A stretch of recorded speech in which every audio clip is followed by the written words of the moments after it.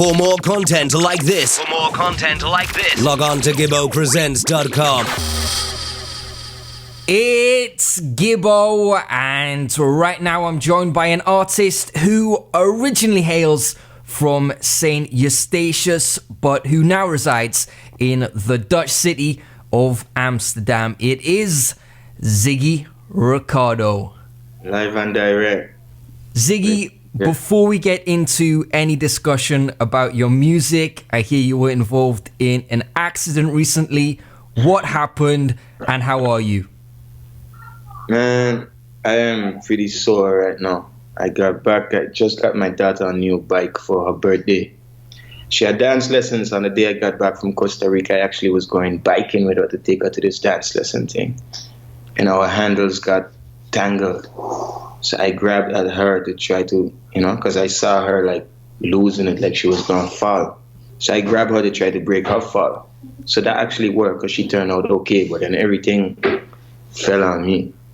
So now I have a broken kneecap and I dislocated my shoulder that day too. Wish you a speedy recovery. You have a new 6-track EP, Ivan the Terrible, out right now. I have to ask about the title. What is the meaning behind it? Why did you choose it? Man, terrible is we was looking at it in a sense of bad, The same way when we love something or when we find a song really good, we say that's a bad tune, So I felt like, I think we got 6 really bad tunes. What's beyond bad? That's terrible, right? So my first name officially is Ivan on my passport, right? It's Ivan Recado. So then when I put that together, and the name sounded familiar already, by the time I did some research, I found out that Ivan the Terrible does actually exist, a Russian Tsar from back in the day. It seemed right. I liked it, man. I like how everything connect like that, Blessed is the first track on and the lead single from the EP. Is it indicative of your mindset and how you're feeling at this point in time? Yeah, well, prior to a couple of days ago when I busted my knee, I definitely, man, definitely. A lot of positive things happening in life, musically, everything. I think the music too, this was the first time in a while that I went on an endeavor where it was clearly not reggae root sounding. And it was the first time in a while too that I actually took the production upon myself again. So I actually sat down with my brethren, Kizzle, and we work it all out. Yeah, the EP is produced by Kari Capone, which is the name for your production outfit? Yeah, that's me and Rakesh, my brethren. Rakesh is actually my keyboard player and the longest tenured member of my band. I think he's been playing with me now for like 11 years, So we have a good musical connection as well as him being my brother. So it worked good, man. I have tons of ideas of what I want musically, and he's a real beast on the keyboard, you know what I'm saying? So he's great at helping me lay down what I have in my head. You mentioned this is a bit of a departure from your previous work. As an overall body, how would you describe the sound of Ivan the Terrible, and what sets it apart from your previous material?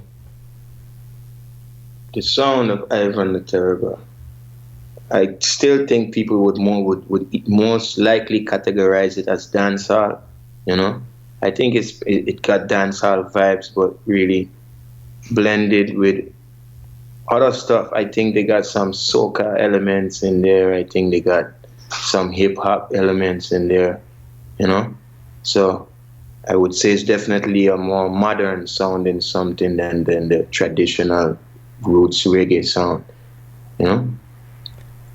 And the EP is released via Nayamari Music, which is... Nayamari Music, that's my label, yeah. And that's a new venture for you too?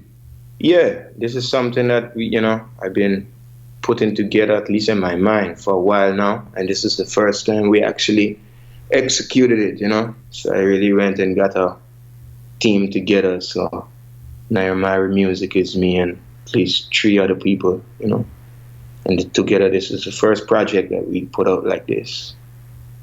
So you've wanted to have a setup like this for quite some time, where you are in total control of your releases via your production outfit and the label.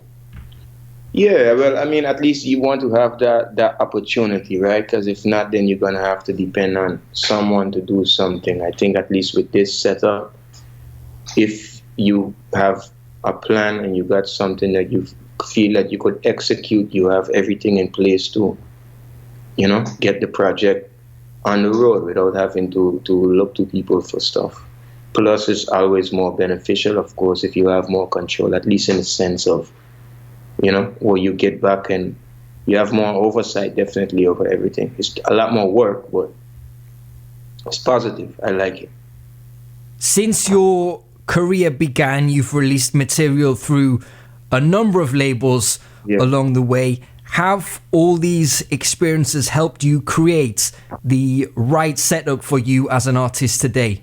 Yeah, man, I think that's definitely what's up. I mean, I look back at my previous releases, and I have experience now with some different labels, different regions in the world also. You get what I'm saying? So I got to see like what people are really doing, what was the pros and the cons of doing stuff with these kind of people, and get a good understanding of how that work and what's best. I think that combined with the way the music industry has changed, I think it's become somewhat of a necessity to have a structure yourself in place, man. Is this the culmination of a lot of work now, or is this just the first step of a new stage? Have you got a vision, something you're working towards? Yeah, definitely. I think this is the first step. My plan, the plan was I had to be working on the follow-up to Ivan the Terrible right now. It's just a combination of circumstances. My brethren, Rakesh, his dad actually passed away a couple of weeks ago. So he's out of the country now for a while too. So now with this happening to me, I probably might be pushed back for a month. But with Nyamari Music, and especially with Carrie Capone, with this production outfit I have, I think we really got something nice, it works. These 6 tracks that I did now was all the 6 tracks that I made. I didn't even make I didn't make one extra, brother, not even 7 tracks. It was just that we needed 6. We went in 6 rhythms, boom, boom, boom. Work on the rhythm, you catch what I'm saying? Vocally, and everything was done more or less in one day. I would get there with an idea, a concept for the beat, go in, produce it. After it's been produced, then sit down, vibe to it, and create the song, and then voice the song too one time. So I trying to get a follow-up to Ivan the Terrible, something different. I think this one is no collaboration, so the follow-up, contemplating even doing all 6 tracks collabos, you know what I'm saying, just to do something different again. As I mentioned earlier, you're based in the Netherlands today, but you originally hail from St Eustatius. I think many people watching this interview will know little about the islands. So can you introduce it and describe what life was like for you growing up there? St Eustatius, aka Statia, is what we call it down there for short, is the second smallest island in the Dutch Antilles, right?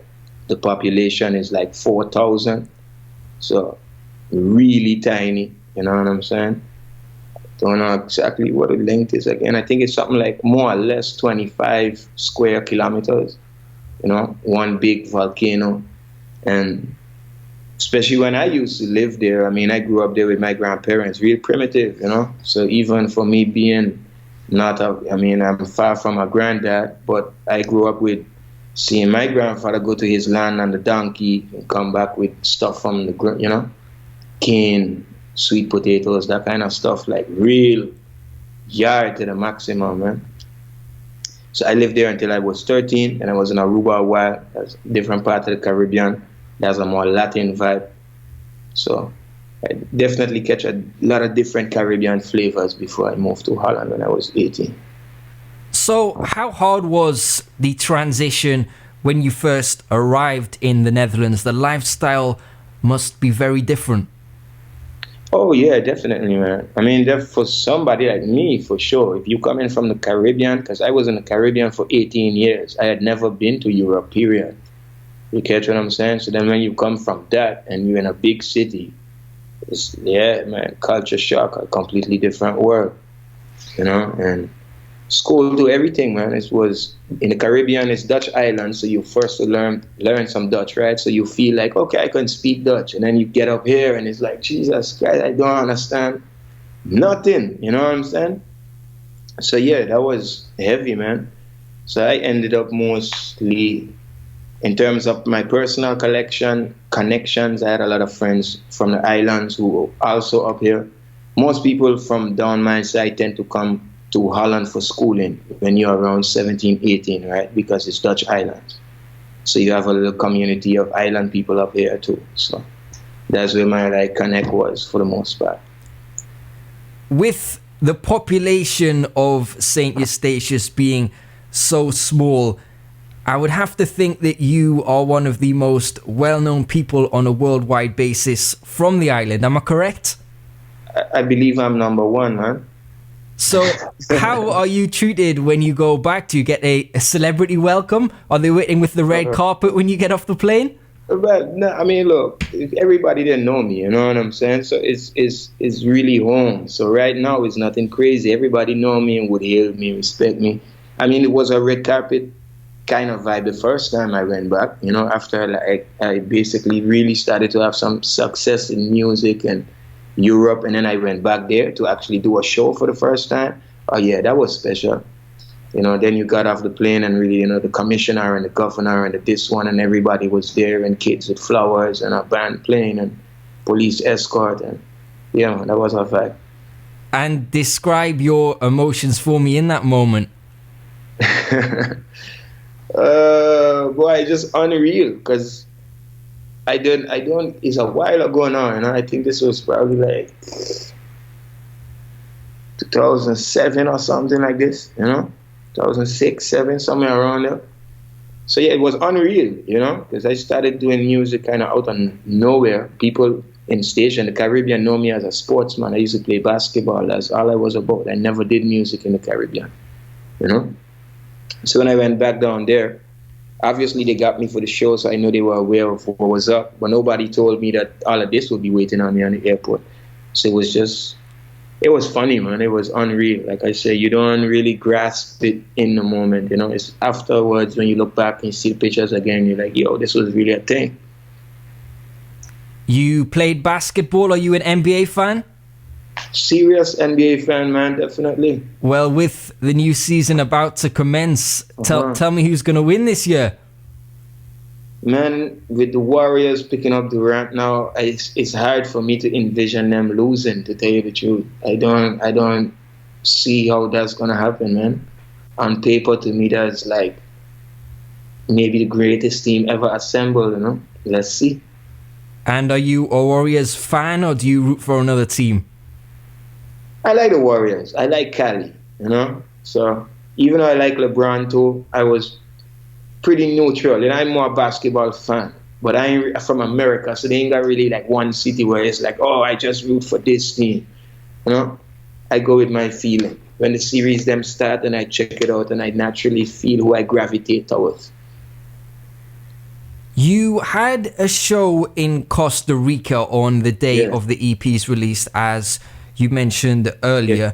And I know quite a few other artists have been there to perform too. Yeah. How many times have you visited the country, and how passionate are they about reggae music? I've been to Costa Rica 2 times, and they're super passionate. I think in Latin America, that's probably the most hardcore reggae country that there is. You know what I'm saying? This is the only country where reggae is like doing, to me, mainstream damage for what you could call it. You know what I'm saying? In Costa Rica, people is like one of the main music in certain ways. To me, it's just as big down there as salsa and the merengue and them kind of thing. You know. So if it reach on that level, it's like, wow, that's serious, man. Before we finish, is there anything else you would like to mention or anyone you'd like to big up? I want to big up all my fans who's definitely tuning in right now. Big up to Gibbo for doing this, you know what I'm saying? Definitely trying to reach as many people as I can reach with Ivan the Terrible. That's my main message. Go out, check out the new material. I need people to hear this EP. I'm pretty sure if you hear it, you'll love it. Ivan the Terrible. As he said, Ivan the Terrible, the new EP from Ziggi Recado is out now. Go and download it and support good reggae music. Ziggy, I wish you a speedy recovery once again, and thanks a lot. Thank you. Respect. Gibbo presents